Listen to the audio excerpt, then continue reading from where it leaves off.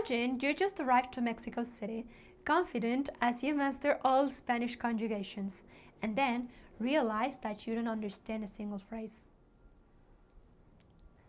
Welcome everybody to Spanish with An Academy. Yo soy Lorena, and today we will learn a little bit about Mexican slang. You know, all that stuff that you won't learn in any app or in any Spanish lesson. Before we start, don't forget to save this video for future references and to subscribe so you won't miss any of our updates. And of course, download the An Academy language app. ¿Están listos? Empecemos. Our first slang word would be chido. Chido. Chido means cool or awesome. This is not a bad word. Everybody understands it in Mexico. You can also say padre instead. You can say padre or chido. For example, está muy chido tu perfil de Instagram. Or you can say está muy padre tu perfil de Instagram. Our slang number 2 would be la neta. La neta means the truth, but honestly, it is much more than that. It's like when you're really honest about something. For example, la neta, me encantaría conocer Europa. La neta, me encantaría conocer Europa. Third, chafa. Chafa. Chafa refers to something of low quality. It can be an object, but also a place or an event, even a person. Something that is not nice, a vacation, a situation, a movie can all be chafas. A similar word in English would be crappy. Está muy chafa la película. Mejor veamos otra. Está muy chafa la película. Mejor veamos otra. Number 4. No manches. This is a kid-friendly version of another expression that's not suitable for all audiences. It expresses surprise, disgust, rejection. It depends on the situation. It can also mean kind of like really, or no way, or simply damn. For example, no manches, estuvo muy bueno el partido. Number 5, aguas. Agua means water, but in this case it would be a warning. We use it to call someone's attention. For example, aguas, viene un coche. Aguas, viene un coche. Okay, like watch out. I love it. Number 6, órale. Órale can mean wow or awesome. It expresses undefined admiration. It can mean many different things, but today we will stick to that one, okay? So you can say, órale, qué edificio tan alto. Órale, qué edificio tan alto. Number 7, pachanga. Pachanga is a party or simply a gathering with friends. Estuvo buena la pachanga, ¿no?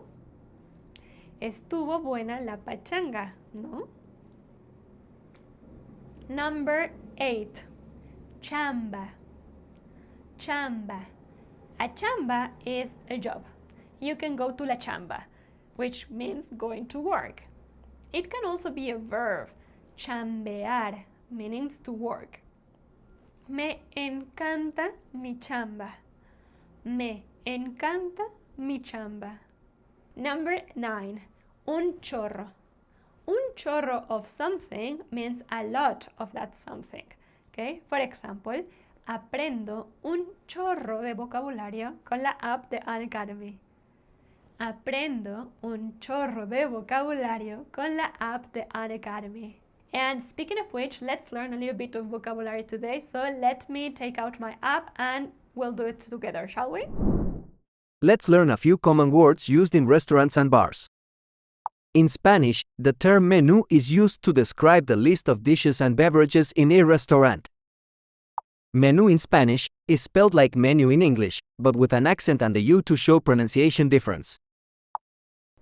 Okay, so first we need to identify the image, and we have an image here of an ice cream, which would be in Spanish. helado, Perfect, let's continue. Okay, translate this sentence. Excuse me, menu please. disculpe, disculpe, menú, por favor. Okay, now we need to identify the image, and we have Un menú, un menú, because menu or menú is a masculine word. in Spanish-speaking countries, a bar is a key gathering spot that offers drinks ranging from coffee to cocktails. In Spanish, a bar is spelled the same way in Spanish and English. It's a place for drinks and vibrant conversations. Un bar, Okay, so we need to translate to Spanish. Bar or restaurant. bar o restaurante? Bar, bar, Okay, here we need to drag the images into the correct buckets. So we have un bar, un bar, a menu, un menú, un vino. un vino. Did you know? In Spain, a popular dining option is the menú del día or a menu of the day. It includes a starter, a main course, a dessert, and often a drink, making it a complete meal. Water and menu, please. We need to translate it. So how would it be? Y agua y menú, por favor. Excellent. Okay, translate to Spanish. Okay, sir. Let's listen. Vale, señor. Gracias, señor. Vale, señor. Okay, now we need to complete this sentence. Water? Yes, please. Agua. Agua? Sí, por favor. Perfect. Good. Leve.